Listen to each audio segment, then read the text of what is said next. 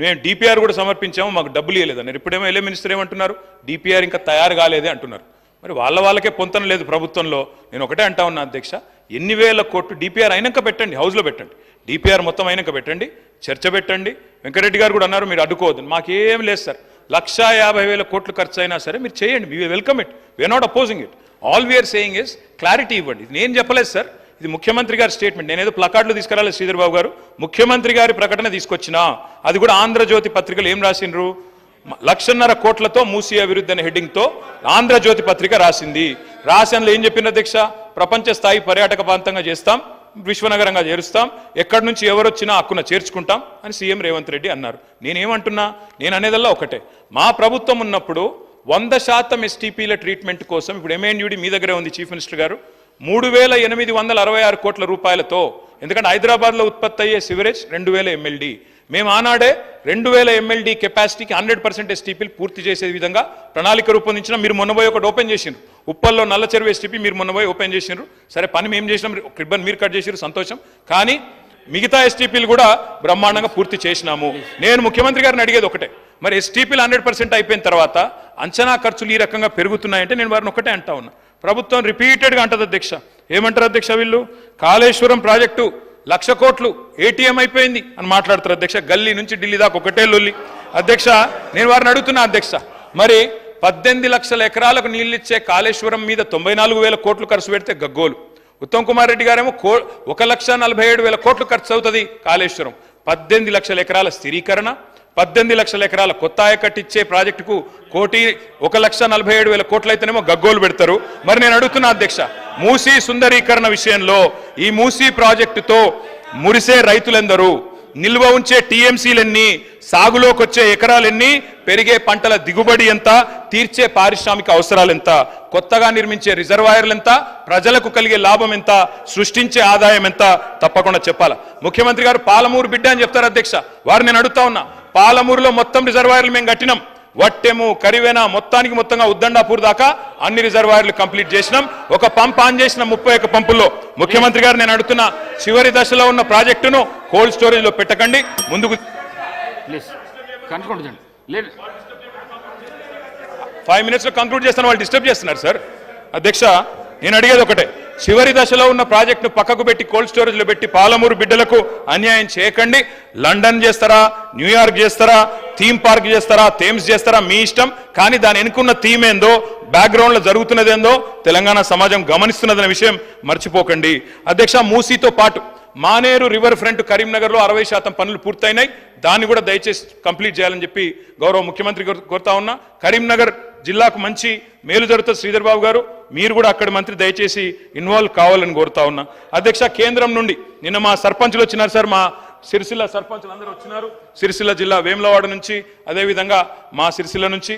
ఇప్పుడు కొత్త సర్పంచులు వచ్చే లోపల పాత సర్పంచులకు ఏవైతే బకాయిలు ఉన్నాయో దయచేసి క్లియర్ చేయండి, లేకపోతే మీకు నష్టం మాకు నష్టం.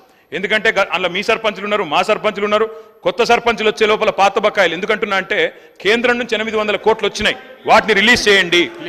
Concluding sir, I'm concluding sir. NHM నిధులు 800 కోట్లు వచ్చినాయి, వాటిని కూడా రిలీజ్ చేయండి. మీరు మాట ఇచ్చిన విధంగా ఎల్ఆర్ఎస్ 25 లక్షల మందికి ఉచితంగా అమలు చేయండి.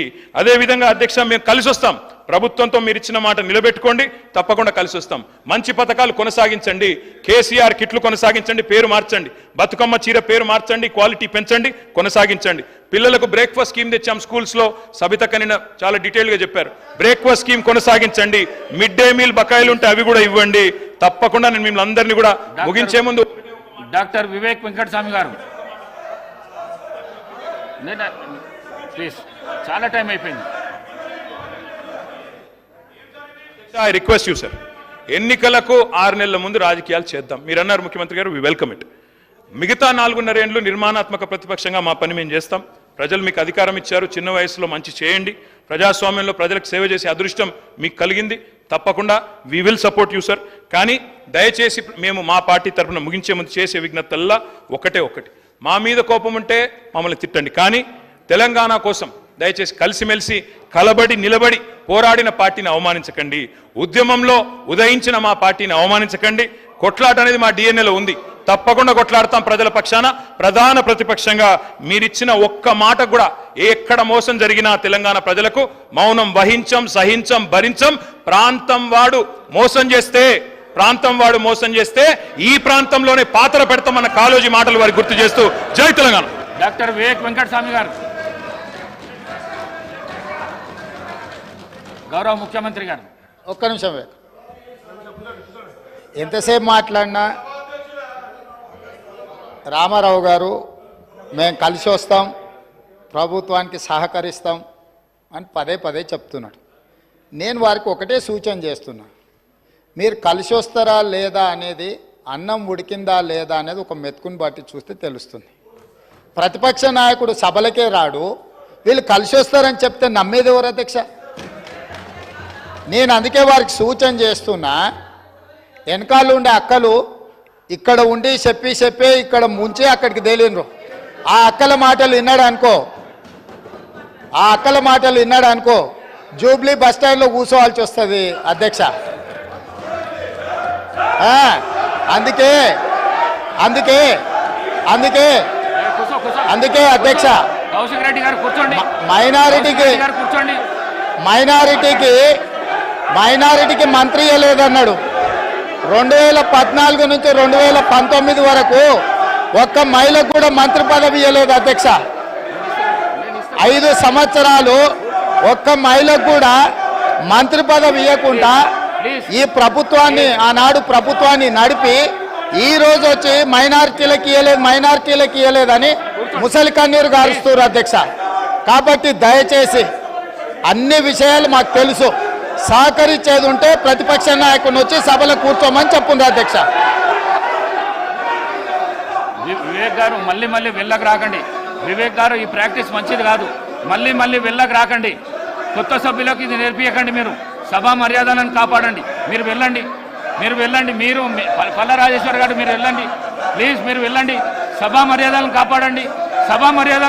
మీరు వెళ్ళండి. కూర్చోండి ప్లీజ్. కూర్చోండి.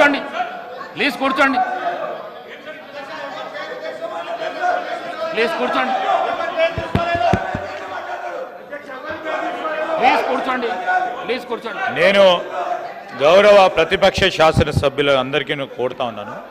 గౌరవ ముఖ్యమంత్రి గారు మాట్లాడుతూ ఉన్న సందర్భంలో ఎవరు పేరు తీయలే అధ్యక్ష, ఎవరు గౌరవ సభ్యుల పేర్లు తీయలే. మీ వెనకాల ఉన్న కొంతమంది అని చెప్తే సభ బయట కూడా ఉండొచ్చు.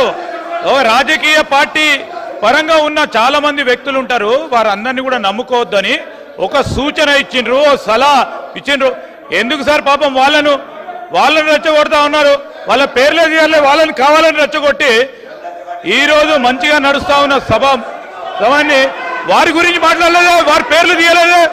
వాళ్ళ పేర్లు తీసిన అధ్యక్ష, ఎప్పుడు వాళ్ళ పేర్లు తీసిండ్రా సార్? మేము అడుగుతా ఉన్నాం, వాళ్ళ పేర్లు తీసిండ్రా? ముఖ్యమంత్రి గారు వారి పేర్లు తీసిండ్రా? ఎవరు పేర్లను ఉద్దేశించి మాట్లాడలేదు. వారి పట్ల మాకు కానీ మా ముఖ్యమంత్రి గారు కానీ గౌరవం ఉంది, వారి గురించి మాట్లాడలేదు. ఎందుకు సార్? లేని అంశాన్ని కూడా ఈరోజు గందరగోళం సృష్టించాలి, రేపు పొద్దున పేపర్లో పడాలనే ఉద్దేశం తప్ప ఈరోజు ఎందుకంటే మరి ఇప్పటి వరకు కూడా మాట్లాడిన మరి కేటీఆర్ గారు అనేక అంశాల విషయం మాట్లాడాం. మేము చాలా సమన్వయంతో విన్నాం. ఈరోజు ముఖ్యమంత్రి గారు ఏమన్నారు? సలహా ఇచ్చిండ్రు, సూచనలు ఇచ్చిండ్రు. వారిని అనలే కదా, వారి పట్ల మాకు గౌరవం ఉంది. దాని వారి పేరు తీసింది కదా. ఎవరి పట్ల? అందరి పట్ల మాకు గౌరవం ఉంది, అందరు సభ్యుల పట్ల గౌరవం ఉంది. ఎవరు పేరు తీయలేదు అధ్యక్ష. దయచేసి మా కాంగ్రెస్ పార్టీ శాసనసభ్యులు కూడా డాక్టర్ వివేక్ గారు కూడా మాట్లాడేది ఉంది, బీజేపీ వారు మాట్లాడేది ఉంది, ఎంఐఎం వారు మాట్లాడేది ఉంది, సిపిఐ వారు మాట్లాడేది ఉంది. అందరి సమయం కూడా వారే ఉపయోగించుకోవాలని ప్రయత్నం చేస్తా ఉన్నారు అధ్యక్ష. దయచేసి ఇప్పటికైనా ఈ రాజకీయం మానుకోవాలని మేము కోరుతా ఉన్నాం.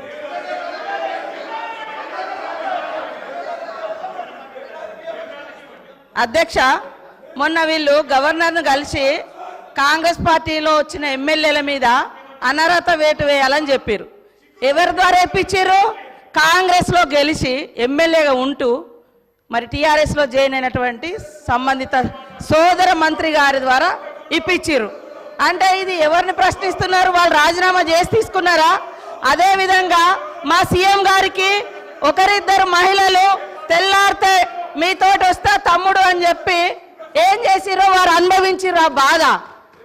ఢిల్లీ దాకా నేను వస్తున్నా అని చెప్పి ఏం మోసం చేసిర్రో రాహుల్ గాంధీ గారి దగ్గర టైం తీసుకున్నాక ఆ బాధ అనుభవించిండు. కాబట్టి కేటీఆర్ గారికి సూచన చేయడం జరిగింది. కాబట్టి ఎవరి పేరు పెట్టలేదు.